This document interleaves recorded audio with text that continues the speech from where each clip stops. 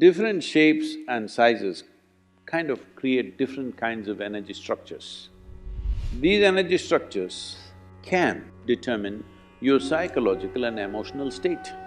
So, certain substances can change the atmosphere. It's a precious little material and you have to walk miles and miles to get substantial amount of resin. It just makes the atmosphere feel more lively.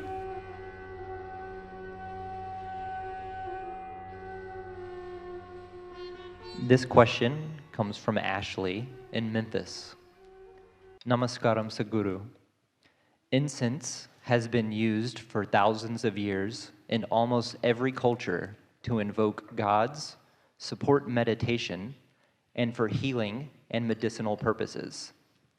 Burning herbs and resins has been an especially big part of both Indian history as well as Native American history. Can you please speak about the significance of burning incense and how incense should be used in modern times? Oh, is that the reason I'm being smoked then?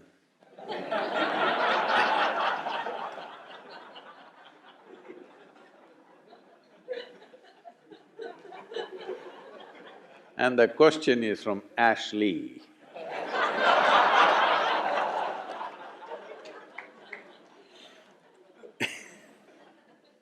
Incense is usually Ashley. Without ash, there is no incense. Well, the significance of this is, there are certain substances when they burn. One thing is there is fragrance, of course, which is pleasant for the nostrils.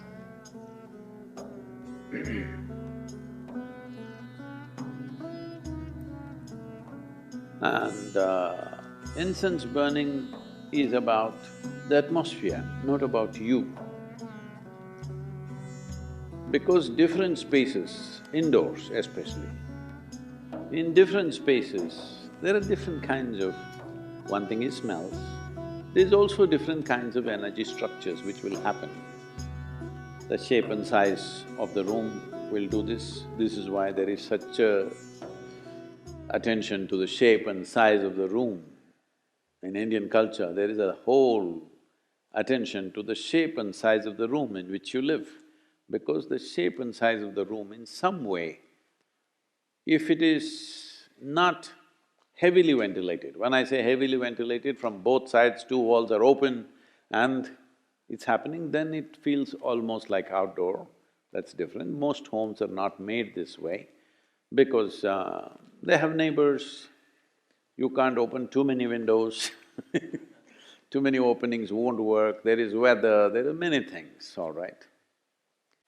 And there is air conditioning, worse. So, different shapes and sizes kind of create different kinds of energy structures.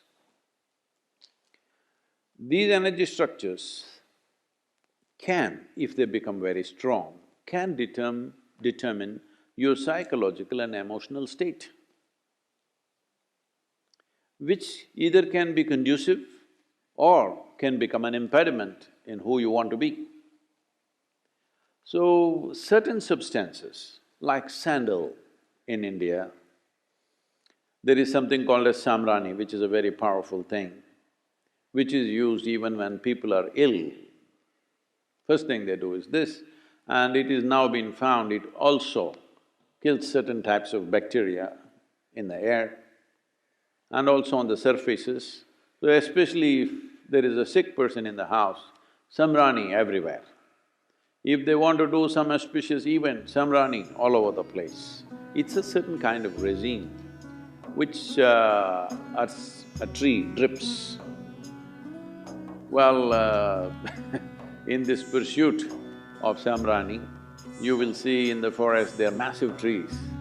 People would have carved into the tree because the trees look solid outside, but inside there is a cavity.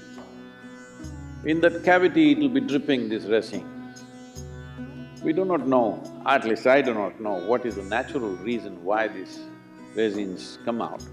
But people go and gather this It's a precious little material and you have to walk miles and miles to get substantial amount of resin, because these trees have to be mature.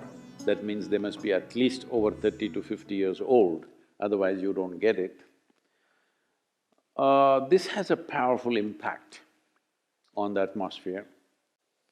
It is not necessarily a fragrance, it is a different kind of thing, that it clarifies the air, it just makes the atmosphere feel more lively. Fundamentally, whatever structures that are there, it will make indoor like outdoor. If you burn a mild, you shouldn't to put too much, then you will sneeze and lose your brains. Just mild shamrani in the house will make it feel like, though you're indoors, the feeling is of outdoors because it's an unstructured space. Especially if death happens in the family, shamrani is burnt for up to 11 to 12 days because they want to clear that air completely. These are subtler aspects, but I'm little apprehensive of speaking about this in United States because there is already so much new age, you know. Because first when I came to Nashville, someone in Nashville told me that, Sadhguru, there is a spiritual expo happening. I said, what? Spiritual expo? Even in India, it happens only once in 12 years. No, here every year we have. I said, I want to see. They said, okay, let's go. And then in the afternoon, they came to pick me up and they said, Sadhguru, we've gotten a slot for you to speak in the spiritual expo. I said, great. For the first time I'm in United States, I thought, spiritual expo. And I went there. A huge tent, and when we went in there, country music was going on, full blast. Obviously, this was a group which wouldn't find any other paid stage. Maybe in the evening, more known groups would come. In the afternoon, it's an empty stage, anybody can use the sound system. So they were banging away. I said, okay, spiritual expo, but it's okay, music is just a cultural thing, let me focus on the spiritual expo. I went inside, somebody is selling a spiritual bath soap. Wow. Somebody is selling a spiritual stone, a pebble from somewhere which is spiritual. Like this, roots, herbs, this, that. I don't know if there was a toothbrush.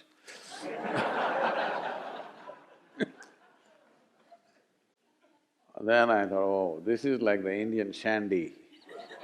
You know, in the Indian villages there is a shandy, Sunday market or Wednesday market or Monday markets like this. So here there will be all kinds of exotic things being sold. There will be a root just this much, twisted like this, it should not be straight, you know, it should be… I can't do that with my finger. So if you take this is a root that could make you invisible. You must go grind this along with the left jawbone of a female whale. And the whale should be alive. That means you actually swam in there, cut a piece of the jaw and came, and together, if you rub this together along with something and there is a mantra, you do this, and then that paste, if you put it in the upper palate, you will become invisible. Actually, if you go into the mouth of the whale, you will become invisible.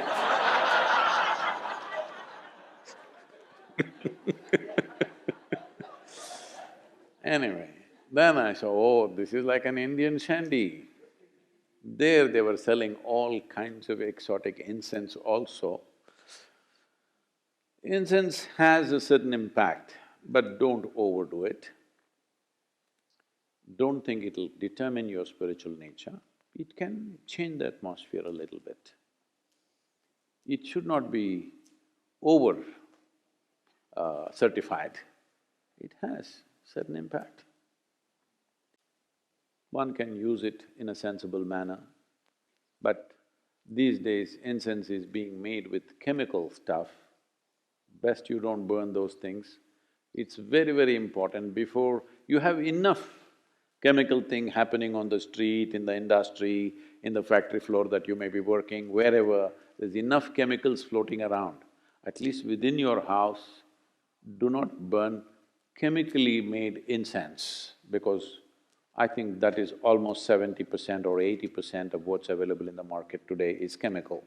You must take it out before you burn it. It's very, very important because within the closed enclosures, if you burn chemicals, well, the negative impact of that is very, very big. So it must be natural resin or certain other oils, essential oils and things which can make a difference. A mild difference, if you need that kind of a difference, it helps definitely.